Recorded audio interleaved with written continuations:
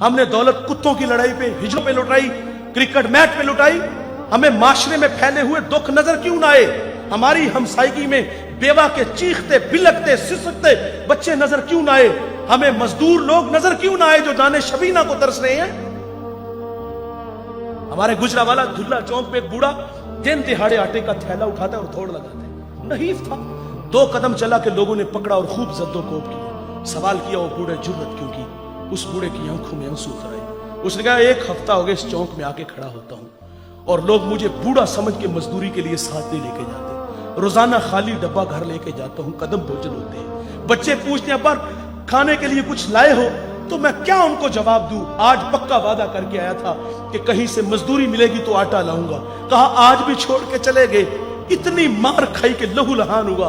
अगर वो बूढ़ा मर जाता ना गुर्बत की वजह से, तो फिर उसी मोहल्ले से बड़े सखी निकलने थे। किसी ने कहना कफन मेरी तरफ से, और जब जिंदा था पैबंद लगे कपड़े तेरे सामने पहन के गुजरता था। तेरी दौलत का कद इतना ऊंचा था कि तुझे वो नजर ना आया। आज मर गया तो चिट्टा लिबास ले आया। फिर मोहल्ले से और भी सखी निकलते हैं, कुल 10वां 40वें की रोटी हमारी तरफ से। और चीखे तूने ना सुनी उस मजदूर के बच्चों की, जब वो वालिद को रोज कहते अब्बा भूख लगी है, खाने को कुछ दो। उस वक्त कहां गए ये सखी? उस वक्त कहां गए ये मालदार? जब वो बिलकते थे आज मर गए तो कुल 10वें 40वें की रोटी ले आए। जिंदों की कदर करना जानिए मेरे भाई, जिंदों को इज्जत देना जानिए।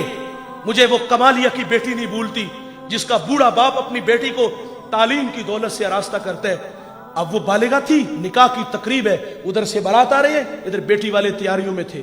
हमसायगी में से किसी ने शरारत की, जिसके घर में आ रहे हो वो अपनी बेटी को चंद जोड़ों के सिवा कुछ भी नहीं दे सकता।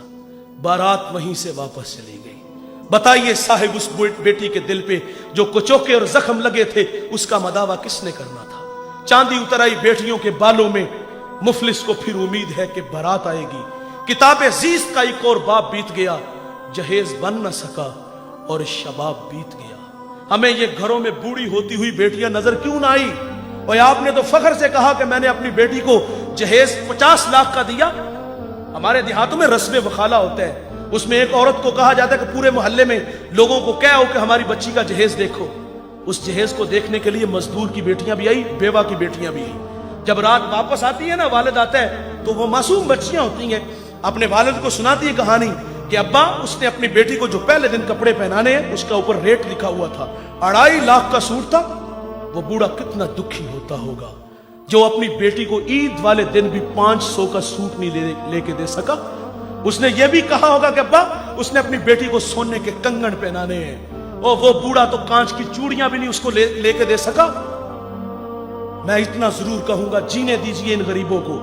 इन लोगों की अपनी जिंदगी है, अल्लाह की तकसीम पे राजी है, लेकिन हम लोगों ने इनका जीना हराम कर दिया है।